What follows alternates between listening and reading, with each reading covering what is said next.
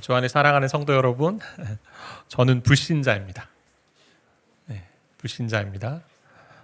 잠시 쉬었다 가면 이제 놀래시는 분도 있어야 되는데 그냥 그런가요? 네. 그 복음의 언어라는 책이 있어요. 제가 뭐 책을 좀 들고 나왔는데 복음의 언어라는 책인데 이 책의 첫 장이 이렇게 되어 있어요. 우리는 모두 불신자다라고 되어 있어요. 그리고 첫 문장이 나는 불신자다, 당신도 불신자다. 책을 쓴 저자가 복음에 대해서 얘기를 하고 싶은데 복음에 관련된 책을 쓰면서 자기는 불신자다라고 얘기하니까 너무 이상하다라고 생각할 수 있잖아요. 그러면서 그가 결론을 내리는데 이렇게 결론을 내려요. 우리 모두가 불신자라는 말은 우리 삶에 여전히 하나님을 믿지 못하는 부분들이 있다는 의미이다. 다시 한번 말씀드리면 우리 모두가 불신자라는 말은 우리 삶에 여전히 하나님을 믿지 못하는 부분들이 있다는 의미다. 그러니까 우리가 모든 영역에서 하나님을 믿어야 되는데 어떤 영역에서는 하나님을 믿지 못하는 부분이 있다. 그러면 너와 나는 불신자다라고 얘기하는 거죠. 어떤 면에서 우리가 불신자가 될까요? 안다고 하면서도 복음을 잘 모르기도 합니다. 또 이 책의 제목이 원래 복음의 유창함인데 복음에 유창하지 못합니다. 복음에 능수능란하지 못합니다. 복음을 무엇인지 정의해 주세요라고 얘기하면 내가 그런 거 알 것 같은데 정확하게 정의를 못할 때가 있습니다. 때로는 복음 안에서 하나님이 우리에게 해주신 일들을 망각하고 살아갑니다. 또한 복음에 편협한 시각이 있기도 합니다. 그래서 오늘부터 몇 주간 복음이 모든 것을 변화시킨다. 복음이 모든 것을 변화시킨다. 은혜가 모든 것을 바꾼다. 뭐 그런 맥락하에 있는 말씀이라고 할 수 있는데요. 그 주제를 가지고 좀 다루려고 합니다.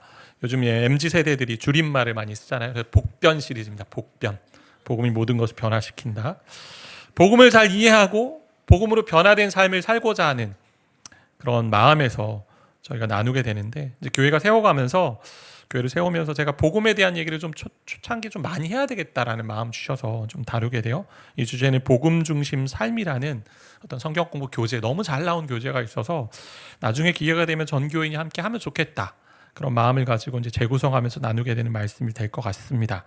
오늘의 말씀 3가지 순서로 좀 살펴보고자 하는데요. 첫 번째는 우리가 가야만 하는 길, 복음의 확장선이고, 둘째 그 길에서의 어려움, 축소된 복, 십자가, 그리고 세 번째 다시 길을 갈 수 있는 힘, 복음 안에서의 성장, 이런 내용을 가지고 함께 다뤄보겠습니다. 첫 번째 우리가 가야만 하는 길, 복음의 확장선인데 복음은 우리가 생각하는 것보다 훨씬 크고 의미가 있다라고 얘기해요. 이런 표현이 있어요. 복음은 단순히 구원의 문이 아니라 성도가 매일 걸어야 하는 길이다. 그래서 복음은 알파벳의 ABC 수준 정도가 아니고 A부터 Z까지 있다. 복음은 단순한 구원의 통로가 아니라 성화의 방편, 수단이고 방법입니다. 거룩해져가는 수단입니다. 복음은 단순히 죄의 삭세대에서 해방되는 것만이 아니라 죄의 능력에서 해방되는 것입니다. 복음은 하나님께 의롭다함, 우리 칭이라고 표현하는데 의롭다함을 얻게 할 뿐만 아니라 하나님 안에서 기뻐할 수 있도록 우리를 자유하게 합니다. 그래서 결론 같이 읽어볼까요? 그래서 복음은 모든 것을 변화시킵니다. 잘 곱씹어 보았으면 하는 구절입니다. 많이 좀 생각해 보세요. 예를 들면 가정에서 복음으로 살아낸다는 것, 자녀와의 관계, 또 부부와의 관계에서 그게 어떻게 이제 역동하고 살아낼 수 있을까요? 예수 믿으며 변화되어 가는 부분이 있습니다. 인격과 성품에서 달라지죠. 하지만 예수님 믿었다고 확 이렇게 한 번에 달라지진 않습니다. 바울이 확 바뀌지 않았어요. 바울도 시간이 필요했습니다. 하나님 만나서 그의 삶의 방향은 확 바뀌었지만 그가 성장하는 과정에서는 계속 점진적인 그 성화의 과정이 있었다라는 거죠. 그래서 전제는 뭐냐? 내가 사랑하는 자녀도 죄인이고 자녀를 키우는 양육하는 부모도 죄인이다. 나에게 잔소리하는 그 부모도 죄인이고 그 부모의 말에 불순종하고 싶은 나도, 이 자녀도 죄인이다라는 것입니다. 이제 부부 안에서도 동일하게 나타나잖아요. 서로가 잘 하려고 해요. 잘 도와주려고 하고 섬기려고 합니다. 사랑하고 애를 씁니다. 근데 때로는 종종 자기의 감정과 이기적인 욕심 때문에 상대방을 해할 때가 있죠. 힘들게 할 때가 있습니다. 그때 어떻게 합니까? 우린 원래 이래, 이게 아니죠. 그럼 갈라서, 이게 아니죠. 용서를 구하고 당신과 내가 하나님 앞에서 죄인이기 때문에 이러한 일이 있는 거야. 앞으로 우리가 더 사랑하며 더 성장해 가자. 복음 안에서 우리 자신을 발견해 가자. 이것이 복음이 주는 역동입니다. 이렇다고 얘기하면 매번 우리가 잘못하는 행동들을 할 때마다 난 원래 죄인이니, 난 원래 이렇게 이미 버린 몸이고 이미 이런 사람이니까 그렇게 하라는 얘기가 아니고, 주님을 사랑하고 서로를 사랑하면 서로의 유익을 위해 애를 쓰다가 실수하는 것에 대해서 서로 관용하고 용납하고 또 성장하기를 갈망한다라는 거죠. 이런 복음의 역동을 잘 보여주는 도표가 하나 있어서 이 이제 교재에 나오는 건데, 이 도표를 보면서 저도 많은 생각을 하게 되더라고요. 복음이 모든 것을 변화시킨다 할 때 이런 과정 가운데 있다라는 거예요. 복음의 확장선 가운데 있다. 성도의 삶을 이렇게 좀 풀어볼 수 있을 것 같아요. 시간선을 쭉 따라가면 이제 밑에가 이제 시간선이잖아요. 좌에서 우로 가는 게 회심이 있잖아요. 하나님의 거룩하심과 나의 죄성 사이의 그 간격을 내가 깨달았을 때 회심이 일어납니다. 하나님 정말 거룩하신 분이구나. 나는 정말 타락한 죄인이구나. 내가 회복할 수 있는 것은 하나님을 믿고 예수를 구주로 섬겨야만 내가 진정한 생명을 얻고 그리고 하나님의 자녀가 되는구나. 근데 그런 회심에서 멈추지 않고 어때요? 성도의 삶은 계속 자랍니다. 회심에서 점점 자라나죠. 처음에 제한적으로 가졌던 하나님에 대한 관점, 그리고 나에 대한 관점이 자라면서 점차 성숙한 성도가 됩니다. 화살표가 위로 하나 올라가고 아래로 하나 내려가잖아요. 위쪽의 화살표가 뭡니까? 하나님의 거룩하심에 대한 인식의 성장이 있다라는 거고, 아래쪽의 화살표는 내 육신과 죄성에 대한 인식의 성장입니다. 이 두 가지 인식이 자라면서 성숙해져 간다라고 이야기하는 거예요. 이게 복음의 확장선이에요.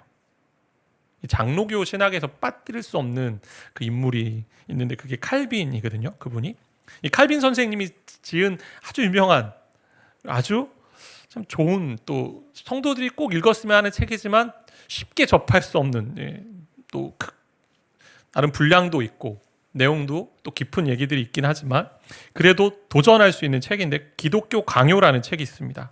마치 기독교를 강요하듯이 썼다 이런 표현이 아니고 기독교를 잘 아주 요약해 놓은 책이라고 할 수 있는데, 그 첫 장이 어떻게 되어 있냐면 첫 장의 주제가 하나님에 대한 지식과 인간에 대한 지식이에요.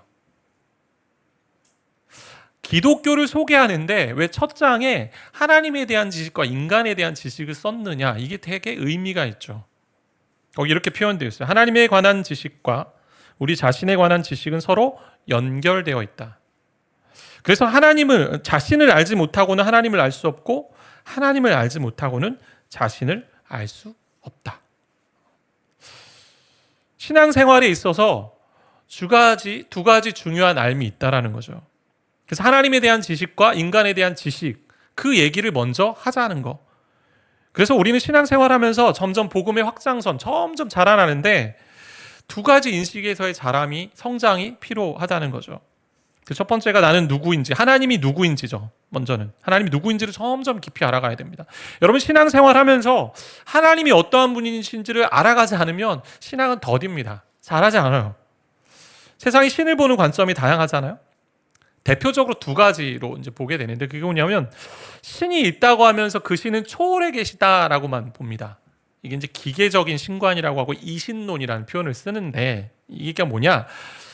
신이 세상을 창조해놓고 인간을 창조해놓고 그냥 멀리서 지켜보고 있다는, 관여하지 않는다, 섭리하지 않고 주권적으로 역사하지 않는다라는 거예요. 마치 시계를 만들어 놓고 시계공이 시계 잘 지켜서 시계가 돌아가는, 시계에 맞춰서 살아가는 걸로만 만들어 놓는다라는 거예요. 이 시스템을 만들어 놓고, 그러니까 하나님이 시스템만 만들어 놓고 전혀 관여하지 않는 게 이제 그런 하나의 신론이 있고 신관이 있고, 또 하나는 그걸 반대, 초월해 있는 게 아니고 완전히 이 안에 내재해 있는데 만물 가운데 있다는 거예요.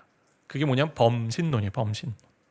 모든 만물 가운데 신이 있다. 자연세계가 신이다라고 하는 거죠. 근데 우리 하나님은 어떤 분이세요? 우리가 믿는 하나님 초월해 계세요. 근데 내재해 계신 분이에요. 하늘에 계시지만 지금 여러분과 저 가운데 계신 분이 하나님입니다. 가까이 계셔서 말씀하시고 인격이시기 때문에 우리와 소통하시는 분이 하나님이십니다. 근데 여기 함정이 있어요. 가까이 계시고 인격으로 계신다고 하니까 하나님을 너무 친밀하게 봅니다. 친구처럼 생각하죠. 쉽게 생각하죠. 어떻게 보면. 그런 나머지 그분의 거룩하심에 대해서 이렇게 무시할 때가 있어요. 무감각할 때가 있어요. 이사야 선지자는 이스라엘과 유다 백성을 향한 심판과 회복의 메시지를 전한 선지자예요. 이사야 55장은 구원과 회복의 메시지를 주는 가운데 있는 맥락하에 있는 말씀인데, 오늘 이사야 55장 6절 7절 말씀 같이 좀 다시 읽겠습니다. 함께 읽어보겠습니다.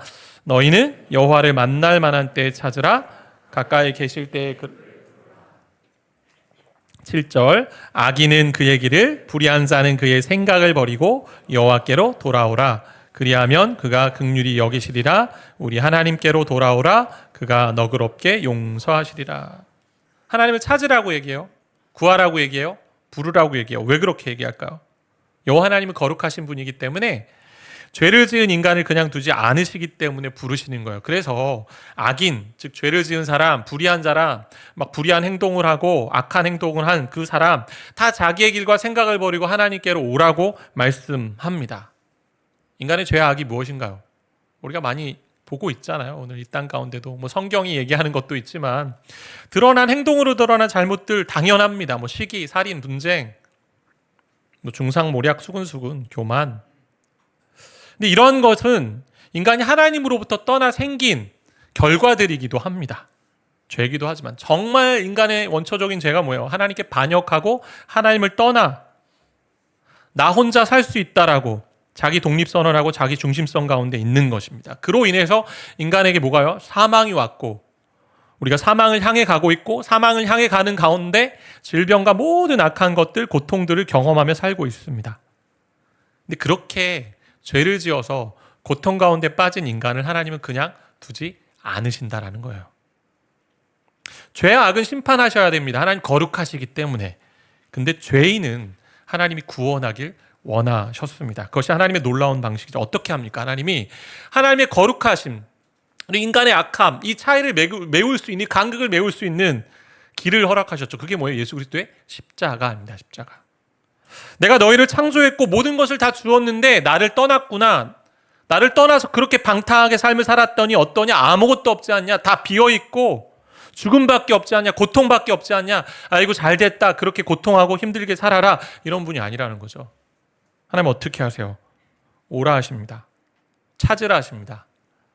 그럼 어떻게 해요? 내가 긍휼히 여기겠다. 불쌍히 여기겠다. 내가 좋은 것, 기름진 것으로 채워주겠다라고 말씀하세요. 이사야 55장 8절 9절에 세번역 성경 이렇게 되어 있는데요. 나의 생각은 너의 생각과 다르며 너희의 길은 나의 길과 다르다. 주님께서 하신 말씀입니다. 하늘이 땅보다 높듯이 나의 길은 너희의 길보다 높으며 나의 생각은 너희의 생각보다 높다. 오늘 읽었던 말씀에 이어져 나오는 말씀이잖아요. 근데 보통 우리가 이 구절을 그래 하나님의 생각은 인간의 생각 나의 길보다 더 크니 그래 내가 하는 일들 내가 하는 경험들 속에서 하나님 더 좋은 것으로 더 완전한 것으로 인도해 주실 거야 이런 식으로 많이 위로하고 또 하나님 안에서 확신을 갖기에 이 말씀들을 해석할 때가 있어요. 충분히 이거 가능합니다. 그런데 문맥을 보면 그의 길과 그의 생각이 하늘이 땅보다 높음 같이 높다라는 것은 인간의 길과 생각보다 높다라는 것은 인간이 죄를 처리하는 방식과 하나님이 죄를 처리하는 방식이 극명하게 차이가 있다라는 얘기를 하는 거예요. 인간은 죄를 어떻게 처리해요? 죄와 죄인을 구분하지 못하고 처리합니다. 죄만 처리하는데 죄인 자체를 매장시키죠. 처벌하더라도 이에는 이, 눈에는 눈. 받은 만큼 해주려고 합니다. 아니, 더한 것으로 복수하고자 합니다. 근데 하나님의 방식은 달라요. 어떻게 하세요? 그냥 오면 돼. 죄를 지었구나. 악한 길을 갔구나. 그냥 오면 돼. 내가 긍휼히 여기고 불쌍히 여기니 이렇게 이야기하십니다. 이게 하나님의 길과 하나님의 생각이 인간의 길과 생각과 다른 거. 이런 하나님을 우리가 알아가야 된다는 거죠. 이게 복음 안에 있는 중요한 지식입니다. 복음에 두 가지 지식이 있는 거예요. 하나님을 아는 지식과 인간을 아는 지식. 그분 거룩하셔서요. 죄를 그냥 두지 않으세요. 그러나 죄인은 사랑하십니다. 저와 여러분을 사랑하십니다. 죄와 죄인을 분리해서 죄를 처벌하시되 죄인은 회개하고 돌아오면 자신의 악한 길과 행동을 버리고 더러운 삶의 방식을 버리고 돌아오면 맞아주시고 긍휼히 여기시는 분이 하나님이십니다. 근데 어떤 분은요. 하나님을 그냥 마냥 무서운 분으로만 생각할 때가 있어요. 어떻게 생각해요? 어제 내가 잘못한 일 때문에 오늘 나한테 이런 어려운 일이 일어난 거 아니야? 그럴 때가 있는 거죠. 하나님에 대한 지식이 잘못된 거죠. 그분은 거룩하세요. 그러나 사랑하시는 분이에요. 거룩과 사랑이 공존하는 분이고 조화롭게 있는 분입니다. 인간과 달라요. 변덕이 없으세요. 초지일관. 그러나 이것이 완벽하게 조화를 가지신 분이세요. 복음의 확장선 가운데 있는 또 하나의 관점이 위로 갔던 하나님에 관한 관점 있다면 밑으로 간 나에 대한 내 자신에 관한 내가 진짜 누구인지 알아야 되는 관점이 하나 있잖아요. 그러니까 복음 안에서 하나님을 알 때 나 자신을 알게 됩니다. 내가 누구인지를 비로소 알게 돼요. 세상은 인간을 어떻게 보나요? 과거의 이론들 보면 성악설도 있고 성선설도 있고 또 백지론도 있었습니다. 인간은 다 백지. 그리고 본능대로 행하는 이런 이야기도 있고 무의식 가운데 있는 여러 가지. 또 마르크스주의 같은 경우는 이제 사회 관련해서 서로 계급 사회 이런 얘기들 있고 유물론 얘기하고 여러 가지 있는데, 근데 최근에 이제 보면 인간은 어떻게 해요? 모든 기술이 계속 과학 기술이 발달하다 보니까 이제 인간보다 더 나은 존재가 없는 것처럼 얘기하죠. 유발 하라리 같은 사람은 호모데우스 얘기해서 신이 된 인간처럼 얘기합니다. 그래서 인간은 이렇게 계속 역사를 보면요, 자꾸 초능력에 대한 동경을 가지고 있어요. 여러분 그런 적 없으세요? 저 어렸을 때 이렇게 2층에서 뛰어내리고 이렇게 보자기 하나 쓰고 해보는, 나도 슈퍼맨이 될 수 있을 것 같다는 생각에 슈퍼맨, 울트라맨, 졸라맨 이런 맨들 막 계속 나왔잖아요. 네, 계속 나와요. 지금도 드라마 보면 그런 드라마는 끊이지 않아요. 인간은 그런 동경이 있어요. 완벽해지고 싶은. 근데 인간이 태어날 때부터 악하고 선하고 본성 백지고 이런 모든 걸 떠나서 성경이 말하는 건 뭐냐? 인간이 하나님 만드시는 창조물, 피조물이라는 거예요. 인간 스스로 주인이 될 수 없다라는 것이고 하나님 안에 머물러 있어야만 살 수 있다라고 얘기하는 게 성경이에요. 그러면서 예레미야 선지자를 통해 주시는 인간의 관점이 뭐라고 기록되어 있냐? 예레미야 17장 9절 말씀인데 같이 읽어볼까요? 만물보다 거짓되고 심히 부패한 것은 마음이라 누가 능히 이리 알려오마는. 누가 아세요? 10절에 보니까 여호와가 안다라고 되어 있어요. 심장 깊숙한 곳까지 하나님 아신다. 세상의 만물보다 더 거짓되고 부패한 것은 사람의 마음이라고 얘기합니다. 사람의 속을 누가 알 수 있습니까? 아무도 알 수 없어요. 나도 내 속을 모를 때가 있잖아요. 그렇게 타락한 본성과 재성을 지닌 존재가 인간이라고 말합니다. 인간이 너무나 악합니다. 말하지 않아도 알아요. 좌우 한번 쳐다볼까요? 네. 당신 어떤가? 그리고 한번 이야기해 봅시다. 들키지 않으려고 애쓰십니다. 우리 다 악해요. 들키지 않을 뿐이에요. 들키지 않을 뿐. 가면 쓰고 여기 와 있는 것 같지 않습니까? 그러니까 저와 여러분 자신을 볼 때 어떻습니까?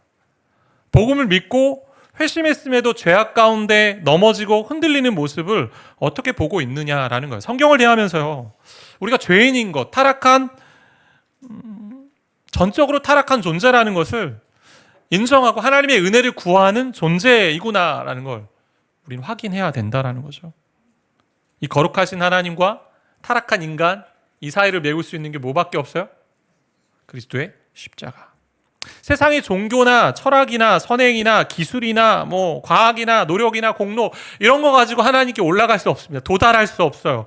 그 사이를 메울 수 있는 것은 오직 하나님이 내려오셔야 되고 하나님이 길을 내주셔야 됩니다. 그것이 뭐예요? 거룩하신 하나님이 우리를 위해, 악한 인간을 위해 하신 자기 아들의 희생을 통해 다리를 놓으신 것, 십자가 사건을 통해 하나님과 교제하며 간극을 메워 살게 하신 거죠. 그래서 신앙의 삶은요, 하나님을 아는 지식과 인간을 아는 지식이 매번 자라지 않으면 안 돼요. 그 도표가 이렇게 보여지는데, 자라지 않으면 어떻게 되냐? 두 번째 도표. 이렇게 점점 확장되어 가는 거죠. 이것들을 계속 보아야 된다는 거죠. 두 번째 보면 그 길에서의 어려움인데 축소된 십자가입니다. 신앙생활하면서 잘 변하지 않고 성장이 더디고 제자리를 맴도는 것처럼 보일 때가 있습니다. 그런 길을 걸을 때가 있어요. 이유가 뭐냐? 십자가가 확장이 돼야 되는데 축소되어 버려요.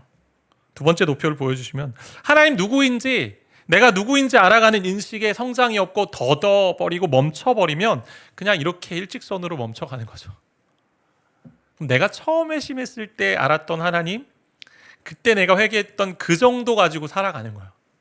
근데 성경은 그런 삶을 이야기하지 않습니다. 우리는 하나님과 같이 닮아가는, 계속해서 성장하는 이야기를 하고 있다라는 거죠. 그 간격이 처음 그대로면 우린 축소된 십자가로 사는 것이고 성장은 없습니다.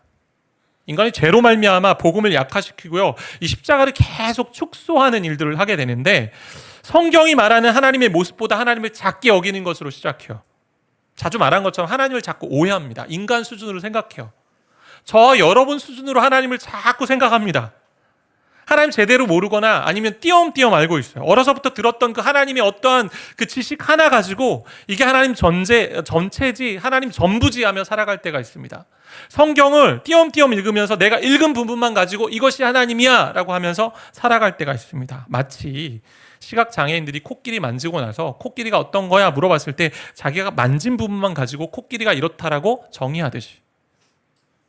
그래서 우리가 어떻게 해야 돼요? 하나님 잘 배워야 돼요. 그럼 진짜 하나님 잘 배우십시오. 잘 배우셔야 됩니다. 잘 알아야 됩니다. 그래서 말씀도 띄엄띄엄 읽지 말라는 것이고, 맥체인 성경 읽기든 무슨 성경 읽기를 계속 하는 이유는 좀 처음부터 끝까지 읽어보자. 창세기부터 요한계시록까지 우리가 신앙생활하면서 한 번 정도는 읽어봐야 되지 않겠습니까? 그 안에 복음이 있는데, 그 안에 하나님의 풍성하신 복음이 있는데, 복음이 뭔지도 좀 알아가자.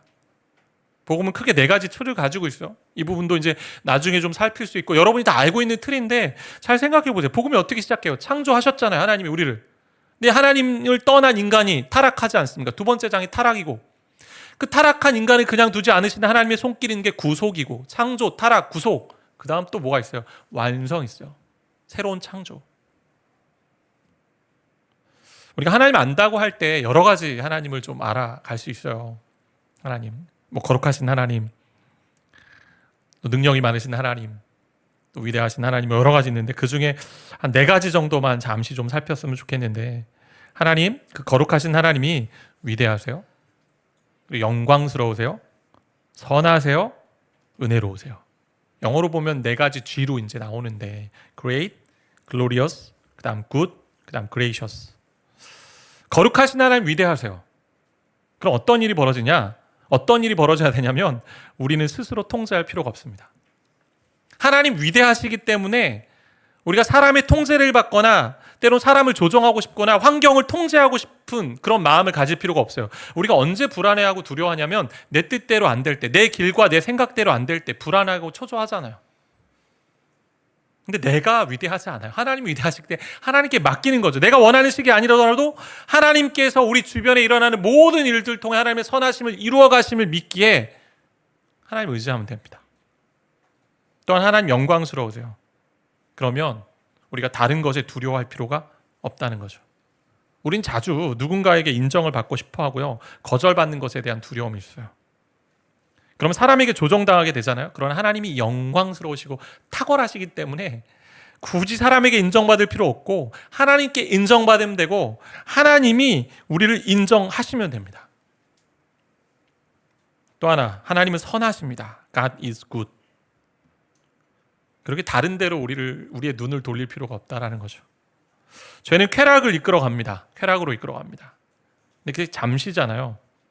이것만 하면 좋겠다 하면서 했던 것들 기억나십니까?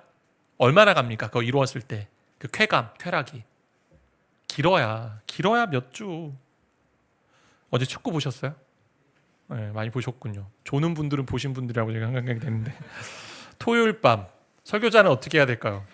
볼 수가 없어요. 네, 볼까 말까 그냥 잠드는 거죠. 이것만 봐야지 하고 보면 어떨까요? 불과 몇 분이에요. 불과 몇십 분 그냥 그 흥분과 그 여운이 남아있는 거잖아요. 하나님만이 지속적인 기쁨을 주시는 거예요. 하나님 은혜로우세요.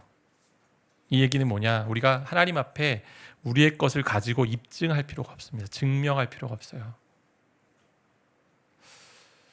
이사야 55장 1절은 이렇게 얘기해요. 목마른 자, 돈 없는 자 값없이 와서 먹으라고 합니다. 그것이 은혜입니다. 너희가 자격이 있어서 돈 주고 사서 은혜를 사지 말고, 너희는 아무것도 없어. 그냥 증명할 필요 없고 너희 의를 가지고 올 필요 없어. 말씀 안에서 이러한 하나님을 발견하는 것이요, 성장의 길로 가는 길이요. 말씀 안에서 여러분 하나님 어떻게 보고 계세요? 어떤 하나님을 경험하고 계세요? 매일 묵상하면서 말씀을 대하면서 정말 어떤 하나님을 경험하고 또 느끼고 살아가고 계십니까? 그럴 때 성장이 있다라는 거죠. 또 하나, 십자가를 축소하는 또 다른 방향이 어디예요? 아래로 내려가는 방향 있지 않았습니까? 나 자신의 모습을 실제보다 크게 여기거나 혹은 나는 괜찮다 하면서 자기 의를 드러내는 모습입니다. 이 율법주의죠.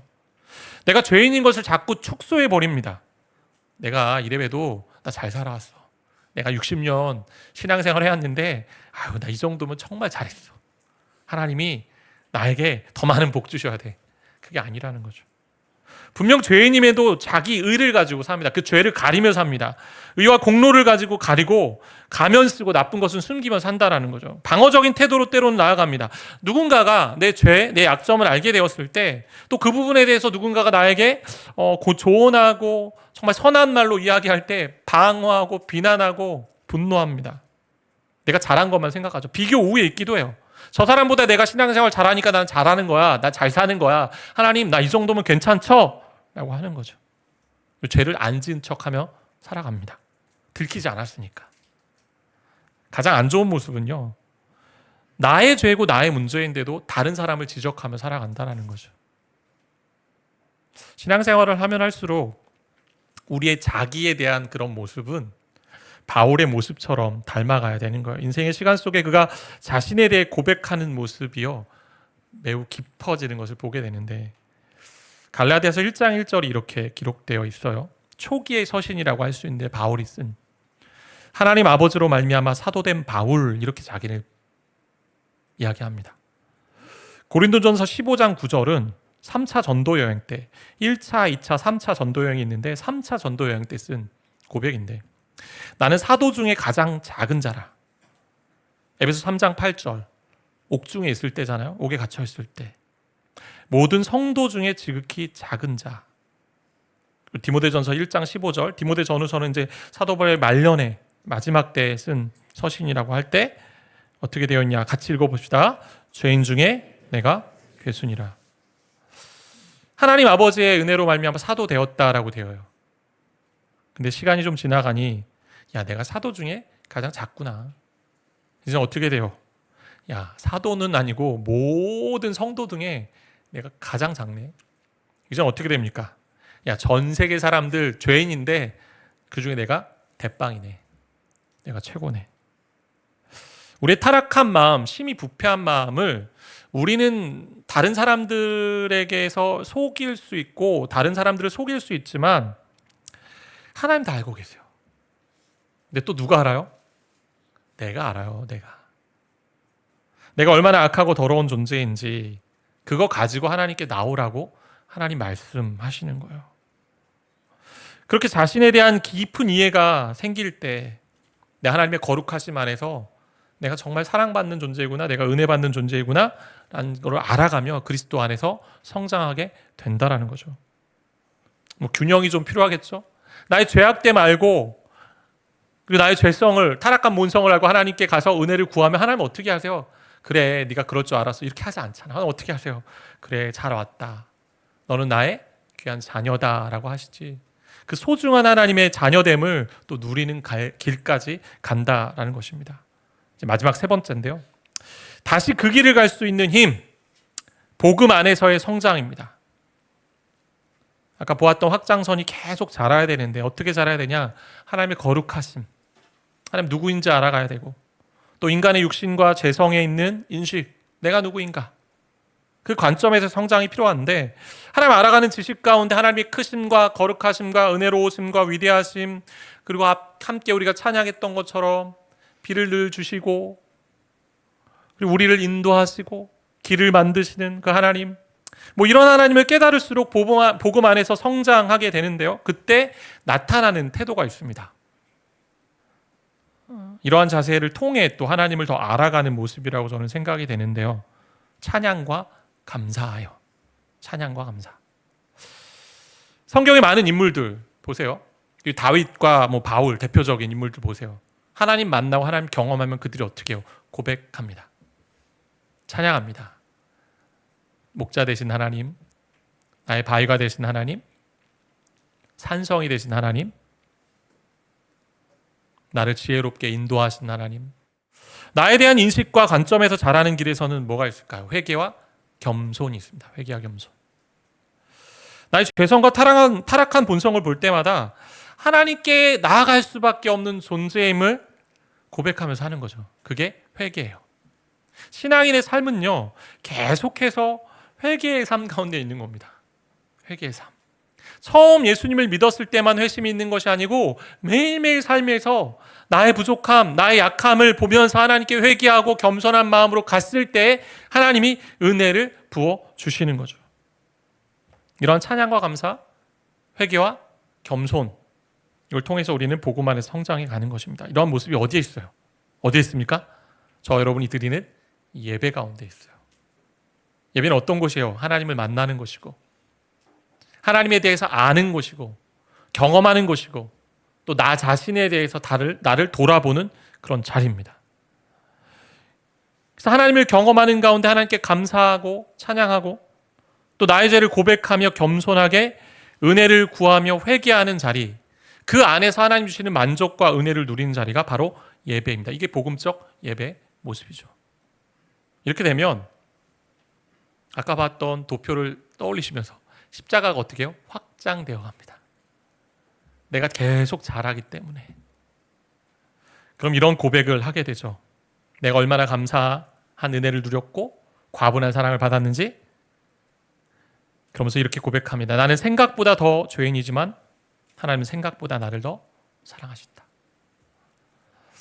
나는 생각보다 더한 죄인이지만 하나님은 생각보다 나를 더 사랑하신다.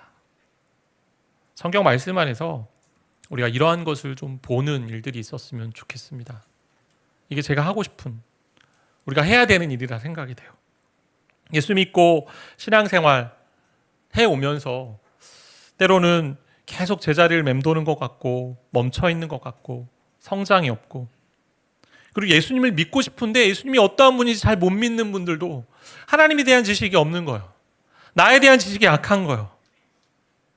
토막복음, 조각복음 가지고 신앙생활하면 우리는 계속 그 자리에 있게 됩니다. 아니요, 후퇴하게 되는 거예요. 잘하지 않으면 결국 죽음으로 가는 것입니다.